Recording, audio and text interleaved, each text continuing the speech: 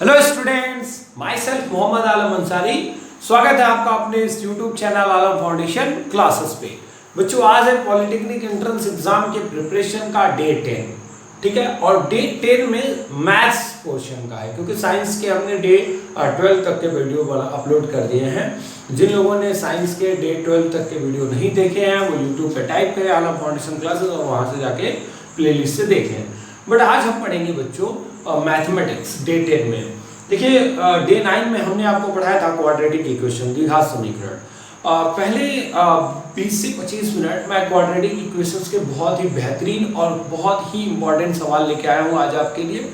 उसके बाद आज हम एक नए चैप्टर को शुरू करेंगे और वो है लॉगरिथम, लघुगणक। ठीक है बच्चों, तो चलिए शुरू करते हैं बिना समय गंवाए। पेपर और पेन उठा लीजिए, नोट्स बनाना शुरू कर दीजिए। तो आज की क्लास शुरू करते हैं। देखिए बच्चों, जो पहला क्वेश्चन आज मैंने पुट अप किया है क्वाड्रेटिक इक्वेशन से, तो जो पहला क्वेश्चन है वो मेरा वो है 3y square minus 12y plus 12y minus m equal to 0। कहता है कि ये एक द्विघात समीकरण है, ठीक है। इस द्विघात समीकरण में इसके मूल बराबर है, ध्यान से समझ लीजिए, मूल बराबर है। यहाँ माइनस होना चाहिए और यहाँ प्लस। इसके मूल बराबर है, तो आपसे पूछता है कि m बराबर क्या होगा। ठीक है बच्चों, आपको मैंने एक कॉन्सेप्ट बताया था लेक्चर नंबर 9 में कि अगर किसी द्विघात समीकरण के मूल बराबर है तो उसमें आपको किसी कांस्टेंट की वैल्यू अगर आपसे पूछता है तो आप क्या करोगे, मूल बराबर है तो d बराबर जो होता है b स्क्वायर माइनस 4ac से जो d होगा वो 0 हो जाएगा। यार कॉन्सेप्ट पे जाओ ना, क्यों ट्रिक के पीछे दिन रात किए हुए हो। जो कॉन्सेप्ट है वही ट्रिक है।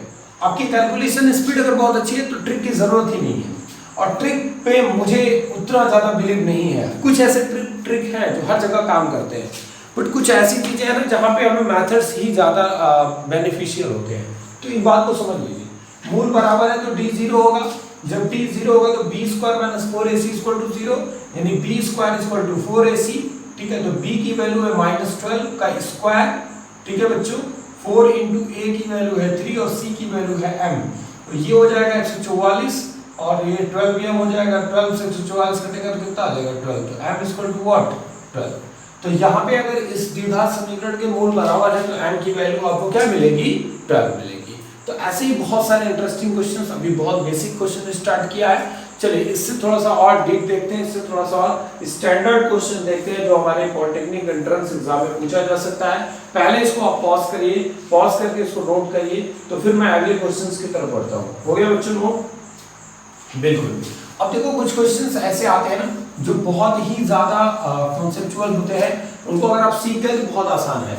जैसे क्वेश्चन आ गया कि दो क्रमागत विषम संख्याओं के वर्गों का योग, विषम संख्याओं के वर्गों का योग, संख्याओं के वर्गों का योग, ठीक है, वर्गों का योग। आपको समथिंग कुछ दिया हुआ है, जैसे मान लीजिए 34 है, ठीक है। अब यहाँ पे देखिए, दो क्रमागत विषम संख्याओं के वर्गों का योग 34 है और उन संख्याओं के बारे में पूछ रहा है, तो संख्याएं बताइए। तो वो संख्याएं कौन कौन सी होंगी, ठीक है। तो आपसे मुझे जो बताना है कि जो आपको इवन नंबर पूछ रहा है, सॉरी ऑड नंबर जो आपसे पूछ रहा है, ठीक है, विषम संख्याएं जो पूछ रहा है, दो क्रमागत विषम संख्याएं, तो उनका योग जो है वो वर्गों का योग जो है वो 34 है। तो संख्याएं कैसे बताएंगे? तो पहले तो दो क्रमागत विषम संख्या मानेंगे कैसे? तो देखो, जब सम संख्या रहता तो कैसे मानते, x मानते, x प्लस 2 मानते, x प्लस 4 मानते, या 2x मानते, 2x प्लस 2 मानते। जब विषम संख्या मानना है तो 2x प्लस 1 पहली संख्या, दूसरी संख्या 2x प्लस का 3, ठीक है। क्योंकि चाहे वो क्रमागत सम संख्या हो चाहे वो क्रमागत विषम संख्या हो, हर जगह जो दोनों के बीच का गैप आएगा वो 2 आएगा, 2 आएगा। आप क्रमागत सम संख्या ले लो, जैसे 2, 4, 6, तो 2 के बाद जो 4 आएगा उनके बीच का गैप है 2। इसी तरह क्रमागत विषम संख्या ले लो, 3, 5, 7, 9, इनके बीच का भी जो गैप आ रहा है वो 2 आ रहा है। तो हमेशा याद रखो कि जब क्रमागत विषम संख्या मानना है तो 2x प्लस 1, 2x प्लस 3, ठीक है, ये याद रखना। ठीक, सम संख्या में 2x प्लस 2, 2x प्लस 4 मानो, या आप x प्लस 2 मानो, x प्लस 4 मानो, ऐसे करके मानो। तो क्या होगा, अब इनके वर्गों का योग, तो इसका स्क्वायर और इसके स्क्वायर का जो ऐड है वो कितना है 34। इसको सॉल्व करिए आपका आंसर मिल जाएगा। तो बहुत मायने रखता है कि क्या आप क्वाड्रेटिक इक्वेशंस को कैसे हैंडल कर रहे हैं। तो इक्वेशन बनाने आना चाहिए और इक्वेशन बनाना बहुत आसान है। जो क्वेश्चन कह रहा है टू द पॉइंट काम करिए, क्वेश्चन जो कह रहा है वही करिए, उससे ना राइट जाइए ना लेफ्ट जाइए। a प्लस बी का होल स्क्वायर क्या होगा ये 4x square plus 1 plus 4x plus यहाँ भी करो 4x स्क्वायर प्लस क्या हो जाएगा 9 प्लस 3 दूना 6 दूना 12x। अरे यार 2ab तो 2 into a into B is equal to 34। ठीक है, अब देखो दोस्त 4x स्क्वायर 8x स्क्वायर हो जाएगा, 4x और 12x 16x हो जाएगा। ठीक है, 9 और 1 10 होगा और उधर ले जाओगे तो कितना हो जाएगा 24। समझे, क्योंकि उधर माइनस हो जाएगा। अब यहाँ से देखो सब ये 8 से डिवाइड हो जाएगा तो x स्क्वायर प्लस 8 दूना 16x 2x बराबर 3। ठीक है, ये हो जाएगा x square plus 2x minus 3 equal to 0। इसका सॉल्यूशन यार बहुत आसान है, मैंने बता दिया आपको। 3 के ऐसे दो गुणनखंड की गुणा करने पर 3 आ जाए 3 1 जा 3 और बट यहाँ माइनस है तो कोई ना कोई माइनस होना चाहिए। ठीक है, और अगर यहाँ प्लस है तो बड़े वाले चिन्ह को धनात्मक रखेंगे, दूसरे वाले को ऋणात्मक। तो क्या बनेगा एक x माइनस का 3 x प्लस 3 बनेगा और x माइनस का 1 बनेगा बराबर 0। x बराबर माइनस 3 और एक x बराबर क्या मिल जाएगा आपको 1। अच्छा दोस्त एक बात और मैंने बताया था आपको कि अगर ये जो आपको क्वाड्रेटिक इक्वेशन दिया है इसमें सीधा सीधा x की वैल्यू लिखनी है, सीधा सीधा यही तो करना था। तो बहुत आसान है, जो चिन्ह है उसका उल्टा चिन्ह लिखो तो x बराबर माइनस 3 x बराबर 1। ठीक है, माइनस है तो प्लस और प्लस है तो माइनस। तो पहली संख्या क्या हो जाएगी यार बताओ जल्दी से। पहली संख्या जो हो जाएगी 2x प्लस 1 के अकॉर्डिंग 2 इंटू माइनस वाला तो लेंगे नहीं, प्लस वाला चूज करेंगे। 2 इंटू 1 प्लस 1 तो 2 1 2 और 1 3 और दूसरी संख्या होगी 2 इंटू 2 प्लस 3 2 दूना 4 3 7। सॉरी x की जगह 1 है ना, तो 2 1 2 प्लस 3 5। तो 3 और 5 ये दो ऐसी क्रमागत संख्याएं हैं जिनके वर्गों का योग क्या हो जाएगा 34 हो जाएगा। एक और इंटरेस्टिंग बात बताऊं, इस क्वेश्चन को सॉल्व करने की जरूरत ही नहीं थी। ऑप्शन पे देखते ना तो ऑप्शन से ही पता चल जाता कि किन ऐसी दो संख्याओं के वर्गों का योग 34 आ रहा है और वो विषम है, वही आपका आंसर हो जाएगा।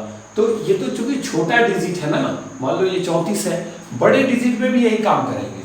उन दोनों क्रमागत संख्याओं को आप क्या करिएगा, पहले तो ये देखना कि वो दोनों क्रमागत है कि नहीं है। क्रमागत है तो दूसरी चीज की वो दोनों के दोनों विषम संख्याएं हैं कि नहीं है। ऑप्शन 4 आपको जो दिए जाएंगे, यार मैं बहुत ही बड़ी चीज बता रहा हूँ आपको कि ऑप्शन से ही आप आंसर निकाल सकते हैं। बस आपको कुछ बातें ध्यान देनी है। क्वेश्चन विषम संख्या कह रहा है, ऑप्शन में कतई एक ऐसा ऑप्शन जरूर होगा जिसमें कोई सम संख्या होगा, वो ऑप्शन तुरंत गलत हो गया। दूसरी बात करें कि उनकी वर्ग क्रमागत होनी चाहिए, तो कुछ तो ऐसे ऑप्शन बनाते हैं जिसमें वो विषम संख्या दोनों होंगी पर क्रमागत नहीं होंगी। जैसे 3 और 9 ये दोनों विषम संख्याएं हैं लेकिन क्रमागत नहीं है। ठीक है ना, बात समझ में आ रही है। क्रम से 3 के बाद आएगा 5, 5 के बाद 7, 7 के बाद 9 आएगा। यहाँ कह रहे हैं कि 3 और 9, तो दूसरा ऑप्शन ये भी गलत हो गया। तो अब बचे दो ऑप्शन, अब उन दोनों ऑप्शन में चेक कर लो कि किनके वर्गों का योग क्या आ रहा है 34 आ रहा है, बस वही आपका आंसर सही हो जाएगा। तो यहाँ भी जो क्वेश्चन था कि दो क्रमागत विषम संख्याओं के वर्गों का योग 34 है तो संख्याएं बताइए, तो बस आपको कुछ करना नहीं था, सिंपल वे में आपको ये ध्यान देना था कि किन दो संख्याओं के वर्गों का योग 34 होगा, वो ऑप्शन से भी मिल जाता। मैंने मेथड भी आपको बता दिया जो आपको जानना चाहिए। ठीक है, तो इसको पॉज करके नोट कर लीजिए बच्चों। इसका जो क्वेश्चन है, दो क्रमागत सम संख्याओं का गुणनफल 528 है। कॉन्सेक्यूटिव नंबर्स कहा जाता है क्रमागत को, उनका जो गुणनफल है वो 528 है। यार मैंने कहा कि सम संख्या मानना है तो एक x मानो दूसरा x प्लस 2 मानो। ठीक है, इन दोनों का जो गुणनफल है वो 528 है। ये तो मेथड हो गया, इसी पे हमें काम करना है। चलो x square plus 2x equal to 528, x square ठीक है plus 2x minus 528 equal to 0। अब 528 का एक में गुणा करेंगे तो 528 आएगा। इसके दो ऐसे गुणनखंड बनाएंगे कि गुणा करने पर 528 आए। तो अब देखोगे कि 24 और 22 दो ऐसे गुणनखंड बनेंगे जिनका गुणा करने पर 528 आएगा। अब ध्यान से समझो कि 24 में से 22 जाएगा तो 2 आ जाएगा, यानी कि इसका जो आंसर बनेगा वो x इक्वल टू कौन माइनस का होना चाहिए। ध्यान दो यहाँ प्लस है तो अगर यहाँ प्लस है तो बड़ा वाला प्लस होगा, यानी ये माइनस होगा। ठीक, तो हमारा आंसर होगा x इक्वल टू -24 और x इक्वल टू 22। मैं यार इस चीज को लेक्चर नंबर 8 में पढ़ा चुका हूँ, आप प्लीज जाकर के वहां विजिट करो, देखो आलम फाउंडेशन क्लासेस यूट्यूब पे टाइप करके प्लेलिस्ट से देख लो बाबू कि कैसे मैंने फैक्टराइजेशन स्ट्रॉन्ग वे में और बहुत ही क्विक तरीके से सिखाया है। तो अब क्या हो जाएगा, -24 और 22, माइनस वाले को नेग्लिजिबल कर ले, प्लस वाले को ले लें, तो एक तो हो गया, अपनी x की वैल्यू 22 लेंगे तो जो अगला वाला आएगा वो क्या आ जाएगा 24। अब देखो यानी आंसर नंबर सी करेक्ट है। भाई मेथड से भी कर लिया, कुछ समय नहीं लगा यार, बहुत कम समय लगा। अब आओ चलो ऑप्शन से देखते हैं, दो क्रमागत सम संख्या है, कौन कौन से ऐसे ऑप्शन है जिसमें क्रमागत की बात की गई है। जिसमें एक विषम है, ये तो खत्म हो गया ऑप्शन से ही। दूसरा आओ क्रमागत पे देखो, ये भी 24-26 बिल्कुल सीक्वेंस से है, 26-28 बिल्कुल, 24 और 22 ये भी क्रमागत है। अब चेक करो कि किसका गुणनफल 528 होगा, तो आप चेक करोगे तो इसका गुणनफल 528 नहीं होगा, क्योंकि आप जानते हैं कि 25 का स्क्वायर होता है 625 और ये जो संख्या है 26 और 28 ये 25 से ज्यादा है, तो इन दोनों का गुणा करने पर 625 से ज्यादा ही आएगा। ये तो 525, ये तो गलत हो गया, 528 है। 24-26 वाले में भी ये पॉसिबिलिटी नहीं बन रही है, क्योंकि ये 25 से अगर ये देखो 26 से नहीं 25 ज्यादा है, ठीक है, गुणा करोगे 24 का 25 बार गुणा करके 26 बार करना है, जाहिर सी बात है 528 से ज्यादा आएगा, तो ये भी ऑप्शन गलत हो गया। This option is correct. और अरे मेरे भाई मैथड सीख जाओगे तो क्या परेशानी है यार, सिर्फ मैथड सीख जाओगे तो वो आपकी ऑब्जेक्टिव क्वेश्चंस के लिए बल्कि आगे चल के आपके मैथमेटिक्स में भी काम देगा। मेथड क्या है कि आपको दो क्रमागत मानना है, एक x माना है, एक x+2 माना, कह रहा है गुणनफल तो गुणा कर दिया, कहता योग तो धन कर देते, कहता अंतर तो माइनस कर देते, कहते इनके वर्गों का अंतर तो दोनों का स्क्वायर करके माइनस करते, कहा इनके वर्गों का गुणनफल तो दोनों का स्क्वायर करके गुणा करते। जो क्वेश्चन कहता है ना उसके अकॉर्डिंग काम करो, आंसर बिल्कुल आना है। चलो इसको पॉज करके नोट करो, बहुत इंटरेस्टिंग बोट है जिसकी स्थिर जल में चाल 18 किलोमीटर प्रति घंटा है, मतलब कि जल का जब प्रवाह नहीं हो रहा है तो उसमें उसकी चाल 18 किलोमीटर प्रति घंटा है, ठीक है। अब कह रहा है कि 24 किलोमीटर धारा के प्रतिकूल जाने में वही दूरी धारा के अनुकूल जाने की अपेक्षा 1 घंटा अधिक लेता है, तो धारा की चाल बताइए। देखो यार बहुत आसान है क्वेश्चन, बस एक बात समझ लीजिए, कुछ कॉन्सेप्ट समझ लीजिए। पहली चीज तो ये है बच्चों, अनुकूल और प्रतिकूल का कॉन्सेप्ट समझिए। जैसे मान लीजिए जब हम लोग छोटे थे और हम लेफ्ट से राइट जा रहे हैं, ध्यान से समझिएगा, ठीक है, साइकिल से ही जा रहे हैं, अपने मजे से साइकिल चलाते हुए जा रहे हैं आप, ठीक है। जब आप साइकिल से लेफ्ट टू राइट जा रहे हैं और हवा भी लेफ्ट टू राइट ही बह रही है, विंड, ठीक है, तो अगर हवा उसी डायरेक्शन में बह रही है जिस डायरेक्शन में आप जा रहे हो, तो आपको जाने के लिए, आगे बढ़ने के लिए फोर्स कम लगाना पड़ता है बॉडी पे, ताकि आप हल्का फोर्स भी लगाते हो तो आप आगे आसानी से बढ़ते चले जाते हो, फास्ट मूव करते हो। क्यों मूव करते हो ऐसे? क्योंकि जो हवा का वेग होता है, हवा की जो वेलोसिटी होती है और जो आपकी वेलोसिटी होती है, दोनों ऐड हो जाती है, तो आपकी फाइनल वेलोसिटी क्या हो जाती है, आपकी velocity of man with cycle plus wind, इन दोनों को ऐड करके और फाइनल वेलोसिटी के साथ आप आगे बढ़ते हैं, उस वेलोसिटी के साथ आप आगे बढ़ते हैं। कहीं गलती से ऐसा हो गया बच्चों कि आप लेफ्ट से राइट तो जा रहे थे, ठीक है, पर अचानक ऐसा हुआ कि हवा जो है वो राइट से लेफ्ट आने लगी, विंड बहुत तेज। अब उस कंडीशन में क्या होता है कि आपको आगे बढ़ने के लिए बहुत ज़्यादा फोर्स लगाना पड़ता है, अपने साइकिल को बहुत जोर से धक्का देना पड़ता है उसके पैडल पे, ताकि साइकिल आपकी बहुत तेज आगे बढ़े या आगे बढ़े। तो यहाँ पे क्यों ऐसा हुआ? क्योंकि ये जो विंड है, वो हवा है, वो हमें इधर जाने से रोक रहा है। वो हम तो इधर आ रहे हैं लेफ्ट से राइट और वो राइट से लेफ्ट जा रहा है, तो वो क्या करता है, हमको रोकता है। तो जब अनुकूल का मतलब होता है कि जिस डायरेक्शन में हम जा रहे हैं, और हमारा यहाँ मतलब किससे है, नाव से है, जिस डायरेक्शन में हमारी बोट जा रही है, हमारी नाव जा रही है, उसी डायरेक्शन में अगर वो जो पानी है वो बह रहा है, उसी डायरेक्शन में वो धारा चल रही है, तो इसका मतलब ये होगा कि वो फास्ट मूव करेगा, अनुकूल होगा। प्रतिकूल का मतलब कि जिधर नाव जा रही है उसके अपोजिट डायरेक्शन में क्या फ्लो कर रहा हो, उस जल की धारा बह रही हो, तो वो प्रतिकूल होगा। तो जाहिर सी बात है यार, अगर हवा उसी डायरेक्शन में फ्लो कर रही है जिस डायरेक्शन में आप जा रहे हो, तो जाहिर सी बात आपको जाने में कम समय लगेगा। और अगर आप जिस डायरेक्शन में जा रहे हो उसके अपोजिट डायरेक्शन में हवा फ्लो कर रहा है, तो आपको ज्यादा समय लगेगा। तो इन दो कॉन्सेप्ट्स को अच्छे से याद रखिए, प्रतिकूल अनुकूल क्या होता है और किसमें कम समय लगेगा, किसमें ज्यादा। अगली चीज याद रखो यार, आपको याद होना चाहिए कि चाल बराबर दूरी बटा समय, speed equal to distance upon time. दुनिया का कौन सा बच्चा नहीं जानता है? हर वो बच्चा जानता है जो कक्षा 6 पढ़ा होगा। तो समय बराबर क्या हो जाएगा? दूरी बटा चाल, ठीक है। यानी हम इसका इस्तेमाल करेंगे। कह रहा है कि स्थिर जल में चाल 18 किलोमीटर है। जो पूछता है उसका मान लो कि x किलोमीटर प्रति घंटा, हमने मान लिया किसकी चाल? धारा की चाल, ठीक है। तो 24 किलोमीटर धारा के अनुकूल जाने में जो समय ले रहा है, प्रतिकूल जाने में, वही अनुकूल जाने में लिए गए समय से 1 घंटा ज्यादा है। तो जाहिर सी बात है प्रतिकूल में समय ज्यादा होगा, तो पहले प्रतिकूल वाला समय लिखो। समय कैसे लिखते हैं? दूरी बटा चाल। दूरी 24 और चाल क्या होगी? जब प्रतिकूल कहेगा तो घटा देंगे, प्रतिकूल कहेगा तो घटा देंगे। 18 माइनस एक्स, धारा की चाल घटा देंगे। याद रखिए, लिख लीजिए कॉपी में। जब आपसे प्रतिकूल की बात करेगा तो माइनस करेंगे। तो ये हो गया प्रतिकूल जाने में लिया गया समय। अनुकूल जाने में लिया गया समय क्या होगा? 24 माइनस 18 प्लस एक्स, उसमें धारा की जो चाल होगी वो जोड़ देंगे। तो जाहिर सी बात है कि यहाँ पे कम समय लगेगा। यार दिख नहीं रहा है, ये नीचे वाला मान धनात्मक ज्यादा है, धनात्मक है मतलब ये वैल्यू ज्यादा है कि ये पूरा पूरा कम आएगा, और ये माइनस है कि ये पूरा पूरा क्या आएगा? ज्यादा आएगा। और इस ज्यादा में से कम को जब घटाएंगे तो आंसर कितना आ रहा है? 1। कह रहा है कि 1 घंटा अधिक समय लेता है। देखो ये क्या लिखा है बच्चों? धारा के प्रतिकूल जाने में लिया गया समय। ये क्या है? धारा के अनुकूल जाने में लिया गया समय। तो प्रतिकूल जाने में जो समय ले रहा है वो अनुकूल जाने में समय का 1 घंटा ज्यादा ले रहा है, ठीक है। बस इसी को सॉल्व करो, आंसर आएगा। 24 कॉमन हो जाएगा दोस्त, इसका इसमें पूरा होगा एलसीएम लेने पे। तो क्या होगा? 18 plus x minus 18 minus x sorry plus x upon 18 का square minus x square equal to 1।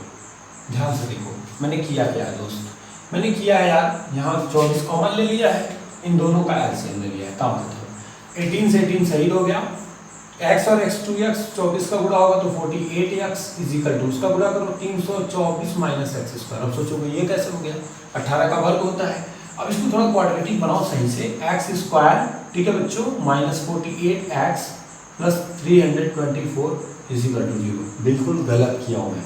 देखो एक्स स्क्वायर अगर प्लस किया तो ये माइनस होगा, और ये देखो माइनस से गुणा कर लो, ऐसे कर लो ना, या आप ऐसे समझो यार नहीं कर पा रहे हो तो देखो एक्स स्क्वायर हो गया, ठीक है। यहाँ पे एक्स स्क्वायर माइनस है, उसको प्लस कर दिया, ये हमारा प्लस है तो माइनस हो जाएगा, ठीक है। माइनस से गुणा करेंगे, उधर जाएगा तो माइनस होगा, तो क्या हो जाएगा? Plus 48x equal to 0। बस काम खत्म।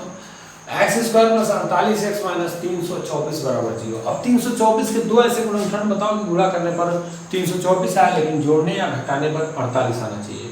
तो सोचो यार, 8 6 48, क्या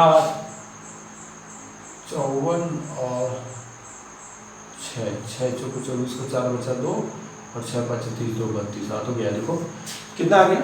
50, 6 के 5 6 के 30, 300 होता है, और 4 ज्यादा है, यानी कि 54 अगर हो जाए, 54 का 6 में गुणा करेंगे तो 524, और 54 में से 6 जाएगा तो 48 आ जाएगा, ठीक है।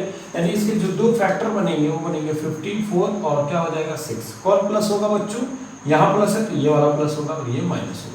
अब जब आंसर लिखना होता है तो मैंने कहा कि जो चिन्ह होगा उसका उल्टा, -54 और x बराबर 6। तो बताओ कभी चाल माइनस में हो सकती है क्या? नहीं। तो आंसर क्या हो जाएगा? 6 किलोमीटर प्रति घंटा। Which option is correct? B option is correct. तो प्लीज बच्चों जैसे मैं पढ़ा रहा हूँ उसको अच्छे से पढ़िए, समझने की कोशिश करिए। भी बहुत सारे क्वेश्चंस मैं क्वाड्रेटिक के कराऊंगा, फिर मैं लॉगरिथम पे चलूंगा। तो पहले इनको पॉज करके नोट करिए, तो फिर बढ़ते हैं अगले क्वेश्चंस की तरफ। जल्दी नोट करिए। चलो बच्चों अगले क्वेश्चंस की तरफ बढ़ते हैं। एक समकोण त्रिभुज की ऊंचाई उसके आधार से 7 सेंटीमीटर कम है। यदि कर्ण 13 सेंटीमीटर हो, 13 सेंटीमीटर हो, तो बाकी दो भुजाओं की माप क्या होगी आपको बताना है। तो यार पहले तो कुछ बातें समझ लो। पहले मेथड की बात करें, हाँ वही करते हैं। राइट एंगल ट्रायंगल के लिए आप क्या कह सकते हो? अगर ये राइट एंगल ट्रायंगल है, समकोण त्रिभुज है, तो ये आप जानते हैं कि ये लंब होता है, परपेंडिकुलर होता है। ये आप जानते हैं कि बेस होता है, आधार होता है, ठीक है। ये आप जानते हैं कि हाइपोटेनियस होता है, निकर्ण होता है, ठीक है। तो आपको इतना पता है पाइथागोरस प्रमेय से कि कर्ण का जो वर्ग होता है, ठीक है, हाइपोटेनियस का जो स्क्वायर होता है वो perpendicular square plus base square के बराबर होता है। ये तो आप जानते हो, कर्ण का वर्ग बराबर लंब का वर्ग धनाधार। अब एक बात बताओ मुझे भाई कि अगर कर्ण 13 सेंटीमीटर है तो पाइथागोरस पेयर की जो कौन कौन से होंगे? 13 कब आएगा कि दो ऐसी कौन सी संख्याएं हैं जिनके वर्ग करने पर 13 आएगा, और वो पाइथागोरस पर जो है त्रिक को निरूपित करते हो। तो यार अगर 13 है तो आप दिमाग लगाओ, 19 और 12 का वर्ग करके जोड़ने पर कभी उसका वर्गमूल लेंगे तो 13 नहीं आएगा, खत्म हो गई ये कहानी।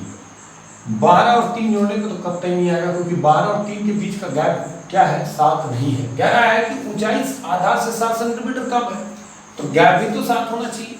अच्छा, 8 और 6 हो ही नहीं सकता, आंसर कौन सा है? 12 और 5। लो यार सॉल्व करते हैं इसको। कहता है कि ऊंचाई इसके आधार से 7 सेंटीमीटर कम है, ऊंचाई आधार से 7 सेंटीमीटर कम है, तो आधार x मान लो, ठीक है। तो ऊंचाई क्या हो जाएगी, यानी लंब क्या हो जाएगा? तो जो ऊंचाई है वो आधार से 7 सेंटीमीटर कम है, x माइनस 7, बस हो गया। तो आप जानते हैं कर्ण का वर्ग यानी 13 का वर्ग बराबर लंब x माइनस 7 का square plus x square. Question तो ये कह रहा है कि आप क्वाड्रेटिक के हिसाब से सॉल्व करिए। आप अगर ट्रिक यूज करेंगे तो क्वाड्रेटिक तक बढ़ने की जरूरत ही नहीं पड़ेगी। और ट्रिक क्या है? ट्रिक कॉन्सेप्ट है। क्या कॉन्सेप्ट है? कि समकोण त्रिभुज है तो कर्ण का वर्ग बराबर लंब का वर्ग धनाधार का वर्ग, और जब कर्ण 13 है तो इसमें कौन ऐसा पेयर है जिनका वर्ग करके जोड़ने पर 13 आएगा, और उसका वर्गमूल लेने पर, वर्ग करके जोड़ने के बाद वर्गमूल लेना पड़ेगा, वो 13 आना चाहिए, या 13 के वर्ग के बराबर आना चाहिए वर्ग करने पर, वर्ग करके जोड़ने पर, बस काम खत्म। 3 ऑप्शन हो ही नहीं रहे थे, चौथा सही था। अब मेथड पे गए 169, ठीक है बच्चों, एक्स स्क्वायर प्लस 7 गुना 49 minus 14x plus x square. देख लेना भाई क्या हो जाएगा, एक्स स्क्वायर 2x स्क्वायर, ठीक है, और माइनस का 14x, 49 इधर ले आओ तो 120 माइनस का 120 बराबर 0, ठीक है। अब 2 से भाग दो तो x square minus 12 2 7 14 sorry x square minus 7x minus 60 equal to 0, यही ना होगा, भाग देके देख लीजिए।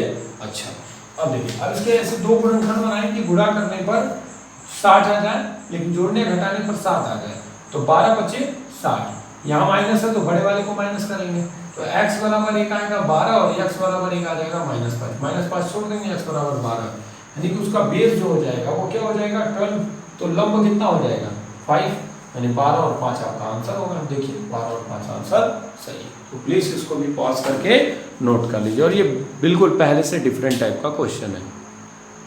चलिए बच्चों, अगला जो क्वेश्चन है मैं पढ़ दे रहा हूँ, यहाँ पे हल्का सा साइनिंग हो रहा होगा, आपको दिख नहीं रहा होगा। X square minus p x plus q equal to 0 एक द्विघात समीकरण है, उसके दो मूल दिए गए हैं अल्फा और बीटा।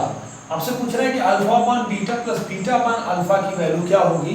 पॉलिटेक्निक एंट्रेंस एग्जाम के 2005 में पूछा हुआ क्वेश्चन है।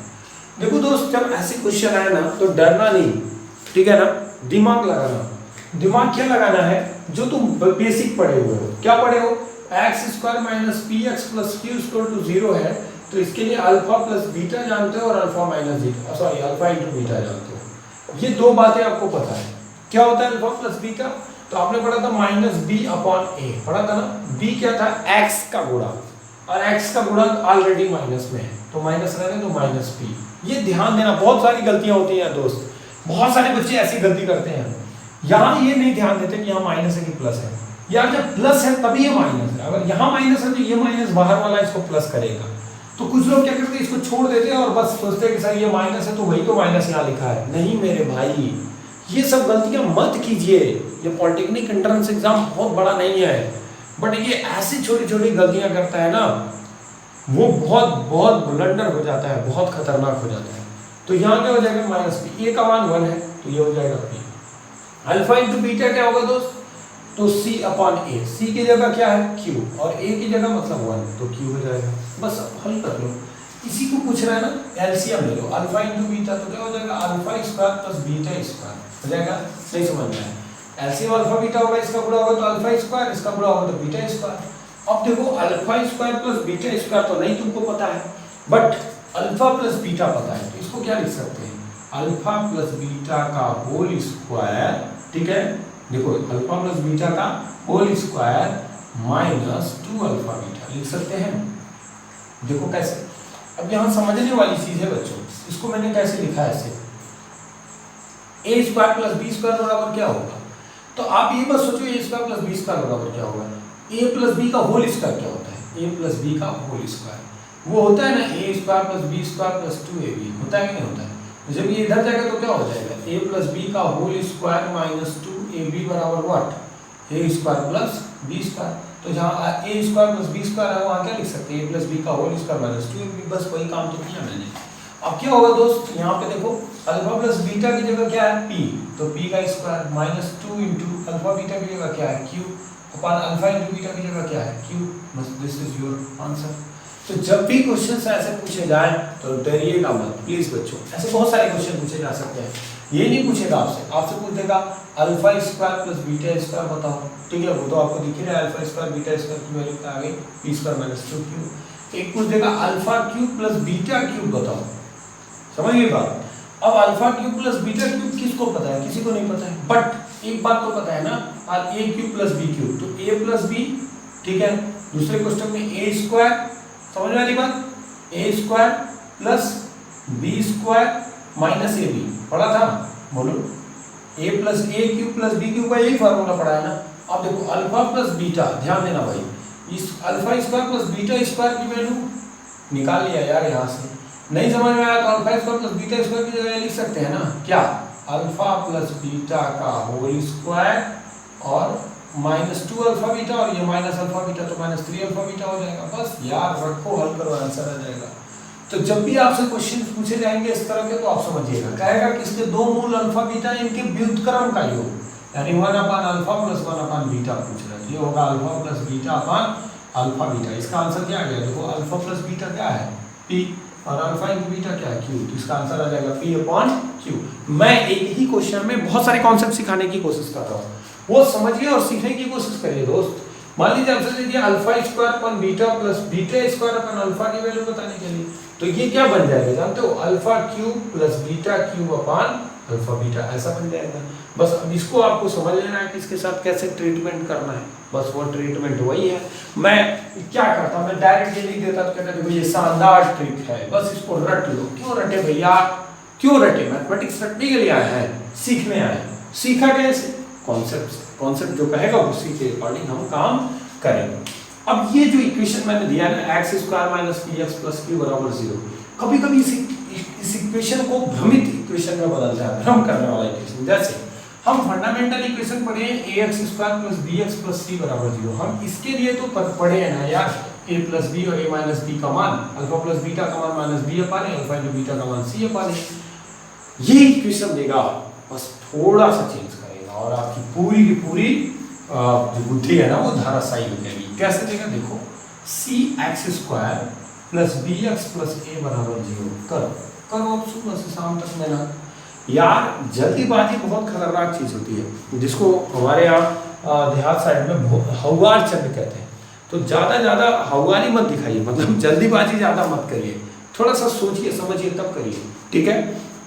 क्या है बच्चों, इसके लिए हम अल्फा प्लस बीटा की वैल्यू कतई माइनस बी अपान ए नहीं लिख सकते।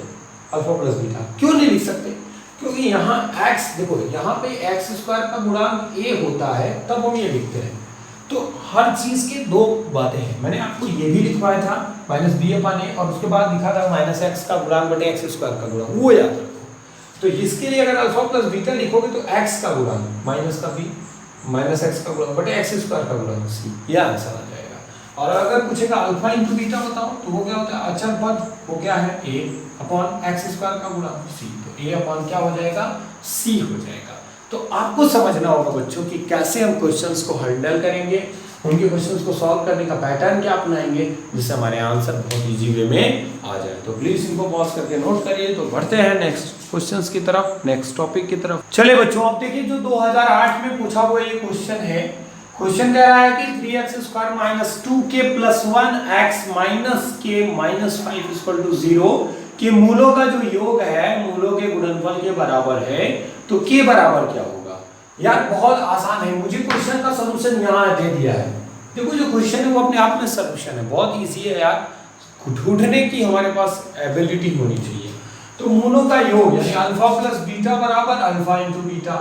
अल्फा प्लस बीटा क्या होता है, माइनस बी अपॉन ए, तो माइनस और बी की वैल्यू क्या है माइनस 2k प्लस 1, और ए की वैल्यू क्या है दोस्त, ए की वैल्यू है मेरे पास 3, equal to alpha into beta क्या होता है सी अपॉन ए, या माइनस के माइनस 5 अपॉन ए की वैल्यू 3। ठीक है, आप यहाँ से माइनस कॉमन लेके भी लिख सकते हैं, माइनस के प्लस ऐसे भी लिख सकते हैं। ठीक है, अच्छा अब ये तो सही हो गए, ये देखो, अच्छा इसको माइनस रहने दो, ये भी तो प्लस हो गया, तो 2k + 1 = k + 5।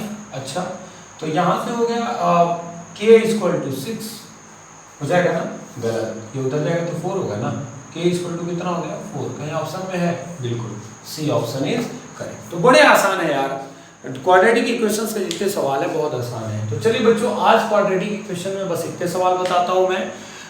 एक छोटी सी हेल्प चाहिए आपसे, मान सकता हूँ? बिल्कुल, हेल्प ये चाहिए कि बच्चों मैंने हर चैप्टर्स में जो भी मुझे लगे हैं सवाल मैंने वो आपको बताए हैं। मैं चाहता हूँ कि आप भी जो आपसे क्वेश्चंस, आप भी जिन साइड बुक को हल कर रहे हो या आपके पास जो भी बुक है जिससे आप क्वेश्चन सॉल्व कर रहे हैं, अगर उन क्वेश्चंस के सॉल्यूशंस आपसे नहीं हो पा रहे हैं, वो क्वेश्चंस लग रहे हैं कि ये बहुत इंपॉर्टेंट है, और तो उनको आप कमेंट करके बता दीजिए कि सर ये क्वेश्चंस मुझे नहीं समझ में आ रहा है, प्लीज़ आप बताइए, या मेरे व्हाट्सअप नंबर 9956633323 पर आप सेंड कर दीजिए, तो मैं उन क्वेश्चंस को अगले वीडियो लेक्चर में ज़रूर आपसे डिस्कस कर लूँगा। तो प्लीज़ बच्चों, मैंने जितने क्वेश्चंस पढ़ाए हैं उनको आप पढ़ लीजिए। इनके अलावा भी अगर आप कोई बुक सॉल्व कर रहे हैं तो प्लीज़ उनके सारे क्वेश्चंस को सॉल्व कर लीजिए। उम्मीद करता हूँ कि मैं 5 तारीख को जब सिलेबस कंप्लीट करूँगा तो फिर मैं 2-3 मैराथन क्लास लूँगा, उसके बाद मैं आपको बहुत सारे क्वेश्चंस कराऊँगा हर चैप्टर से, जो पेपर में मैं दे के आपको कराऊँगा। ठीक है, तो पहले इसको पॉज करके नोट करिए। तो फिर आज मैं शुरू करता हूँ लघु गणित, जल्दी नोट करिए बच्चों इसको। तो चलिए बच्चों शुरू करते हैं। आज का जो नया हमारा चैप्टर है वो है लघु गणित, लॉगरिथम। देखो लॉगरिथम से क्वेश्चंस आते ही आते हैं पॉलिटेक्निक एंट्रेंस एग्जाम में, बहुत इंपॉर्टेंट है ये चैप्टर और बहुत फंडामेंटल है यार। मुझे पता है कि अगर आप इंटरमीडिएट फाइनल आउट होंगे तो आपको लॉगरिथम बहुत अच्छे से पढ़े होंगे आप। मुझे पता है कि पॉलिटेक्निक एंट्रेंस एग्जाम के लिए लॉगरिथम का क्या क्या जानकारी होना चाहिए वो मैं आपको बताने वाला हूँ। तो प्लीज़ मेरे साथ बने रहिए लास्ट तक और देखिए लॉगरिथम को। देखिए बच्चों, पहली बात तो मैं एक बात आपसे करूं, जैसे आप जानते हैं a⁴x = b, ठीक है, ये कोई घातांक है, a⁴x कोई आधार है, और इसका जो घात है मेरा x जो है, उसकी जो वैल्यू आई है वो है b, ठीक है, ये उसका मान है। ठीक, a⁴x का जो मान आएगा वो b आ रहा है, या m आ रहा है, a⁴x = m भी लिख सकते हैं। ठीक है, तो इसी का log में कैसे लिखते हैं, इसको लघुगणक के रूप में लिखना हो तो लिखेंगे log, अब ये नहीं बता भैया लॉग क्या है, इसकी पूरी कहानी वगैरह ना, डिटेल वगैरह ना मेरे YouTube चैनल पे क्लास 9 में लघुगणक पढ़ाऊंगा तो देख लेना, कोई बहुत वो परेशानी नहीं है, मुझे जो कॉम्पिटिटिव पढ़ाना वो मैं बता रहा हूँ। तो लॉग ऐसे लिख दिया, ठीक है, जो बेस है वो बेस रहेगा, ठीक है, लॉग बेस a, और जो यहाँ मान है वो यहाँ आ जाएगा, am बराबर क्या हो जाएगा x। ये होता है तरीका लिखने का। एक बार चेक कर लीजिए मैंने क्या लिखा है, लॉग अगर a⁴x = m है तो जो मेरी वैल्यू है वो कहाँ आ जाएगी, यहाँ आ जाएगी, लॉग के पास आ जाएगी, बेस हमारा जो है वो आधार ही बनेगा, और जो हमारा घात रहेगा वो बराबर करके चला जाएगा।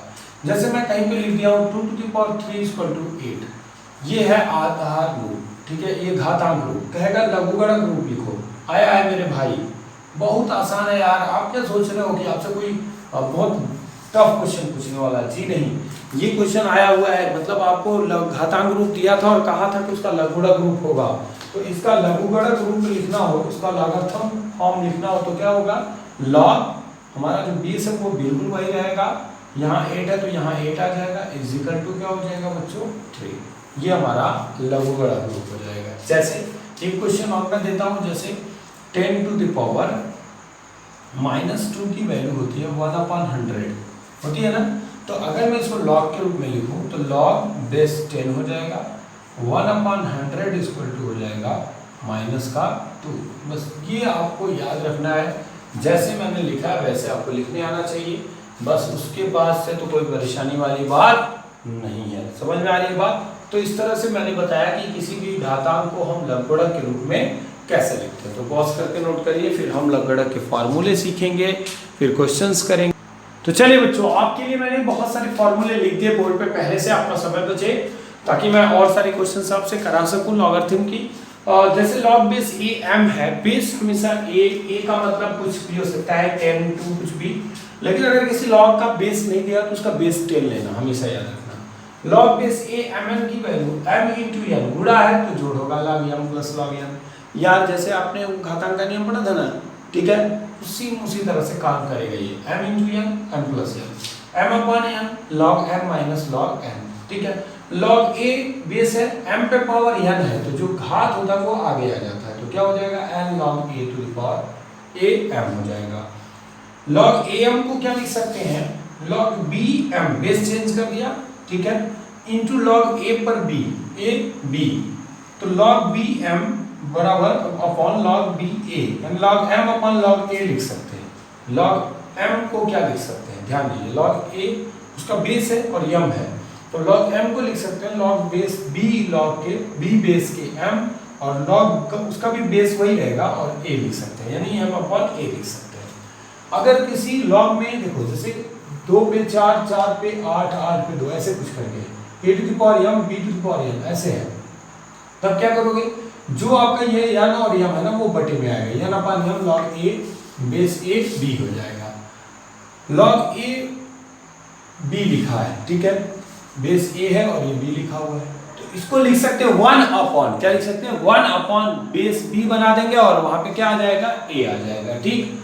log a to the power a अगर मतलब रहता है तो उसका वैल्यू क्या आ जाता है, 1 आ जाता है, और log 1 की वैल्यू जिसका बेस ऑलरेडी 10 है उसकी वैल्यू क्या आ जाएगी बच्चों, 0 आ जाएगी, ठीक। तो चलिए इसको पॉज करके नोट करिए, तो फिर बताता हूँ इस पे बेस्ड क्वेश्चंस। चलिए बच्चों, मैंने 3 क्वेश्चन बेसिक, बहुत ही बेसिक 3 क्वेश्चंस मैंने बोर्ड पे लिख रखे हैं। जो अभी मैंने आइडेंटिटीज आप पढ़ाई है, आपको प्रॉपर्टीज ऑफ लॉग पढ़ाया है, उसी पर बेस्ड ये क्वेश्चंस हैं। मैं इन क्वेश्चंस को आपसे करा रहा हूं, ध्यान से देखिए।